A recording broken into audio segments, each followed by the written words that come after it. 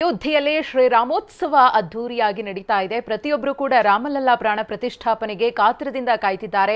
ಸಾಕಷ್ಟು ಸಂಖ್ಯೆಯಲ್ಲಿ ಗಣ್ಯಾತಿ ಗಣ್ಯರು ಕೂಡ ಅಯೋಧ್ಯೆಗೆ ತೆರಳಿದ್ದಾರೆ. ಇನ್ನು ಗಾಯಕಿ ಸಂಗೀತ ಕಟ್ಟಿಯವರು ಕೂಡ ಅಯೋಧ್ಯೆಗೆ ತೆರಳಿದ್ದಾರೆ, ಅಲ್ಲಿ ಮಾತನಾಡಿದ್ದಾರೆ. ಜೊತೆಗೆ ತಮ್ಮ ಗಾಯನದ ಮೂಲಕ ರಾಮನನ್ನ ಸ್ಮರಿಸಿದ್ದಾರೆ. ಏನ್ ಹೇಳಿದ್ದಾರೆ ಹಾಗೇನೆ ಅವರ ಗಾಯನವನ್ನು ಕೂಡ ಕೇಳೋಣ ಬನ್ನಿ. ಎಷ್ಟೋ ಜನ್ಮದ ಪುಣ್ಯ, ನಮ್ಮೆಲ್ಲ ಕನ್ನಡಿಗರ ಒಂದು ಪ್ರೀತಿ, ವಿಶ್ವಾಸ, ಅಭಿಮಾನ, ಶುಭ ಹಾರೈಕೆ, ಪ್ರಾರ್ಥನೆ, ನಮ್ಮ ಹಿರಿಯರ ಪುಣ್ಯ, ಹಿರಿಯರ ಪ್ರಾರ್ಥನೆ, ಸೊ ಎಲ್ಲ ಇದಕ್ಕೆ ಕಾರಣ ಆಗಿದೆ ಅನ್ಸುತ್ತೆ. ಕಲಾವಿದರನ್ನ ಪ್ರತಿನಿಧಿಸ್ತಾ ಇದ್ದೀರಿ, ಹೇಗೆ ಅನ್ನಿಸ್ತಾ ಇದೆ? ಇರೋದು ಸಪ್ತಸ್ವರ, ಸ ರೇ ಗ ಮ ಪ ದ ನಿ, ರಾಮ ರಾಮ ರಾಮ ರಾಮ ರಾಮ ರಾಮ ರಾಮ ಶ್ರೀರಾಮ್ ಶ್ರೀರಾಮ್ ಅಂತ ಎಲ್ಲ ಕಲಾವಿದರಿಗೂ ಭಗವಂತ ಒಳ್ಳೇದನ್ನು ಮಾಡಲಿ.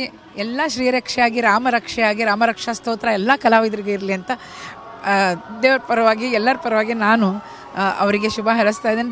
ದೇವರಿಗೆ ಬೇಡ್ಕೊಳ್ತಾ ಇದ್ದೀನಿ. ಏನು ಹೇಳಬೇಕು ಅಂತ ಗೊತ್ತಾಗ್ತಾ ಇಲ್ಲ. ಈ ಒಂದು ವೈಭವ, ಈ ಒಂದು ಹಬ್ಬ, ರಾಮನ ಕುರಿತಾಗಿ ಒಂದು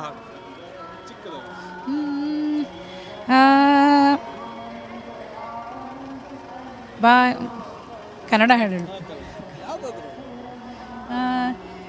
श्रीरामचन्द्र कृपालु भजमन हरण भव भयदारुणं श्रीरामचन्द्र कृपालु भजमन हरण भव भयदारुणं श्रीराम. ಬ್ಯೂಟಿಫುಲ್. ಇದ್ರ ಜೊತೆಗೆ ಕರ್ನಾಟಕವನ್ನ ಪ್ರತಿನಿಧಿಸ್ತಾ ಇರುವಂತ ಬಹಳಷ್ಟು ಮಂದಿ ಅಯೋಧ್ಯೆಯಲ್ಲಿ ನಿಂತು ನಮ್ಮ ಜೊತೆಗೆ ಮಾತನಾಡ್ತಾ ಇದ್ರ. ಜೊತೆಗೆ ಯೋಗಿ ಆದಿತ್ಯನಾಥ್, ಈಗ ತಾನೇ ನೀವು ನೋಡ್ತಾ ಇದ್ರಲ್ಲ, ದೇಗುಲದ ಆವರಣದಲ್ಲಿ ಬಂದಿರುವಂತಹ ಎಲ್ಲ ಅತಿಥಿಗಳನ್ನ ಬರಮಾಡ್ಕೊಳ್ತಾ ಇದ್ರೆ. ಒಂದು ಬ್ಯೂಟಿಫುಲ್ ಆದಂತಹ ಸಂದರ್ಭ ಇದು.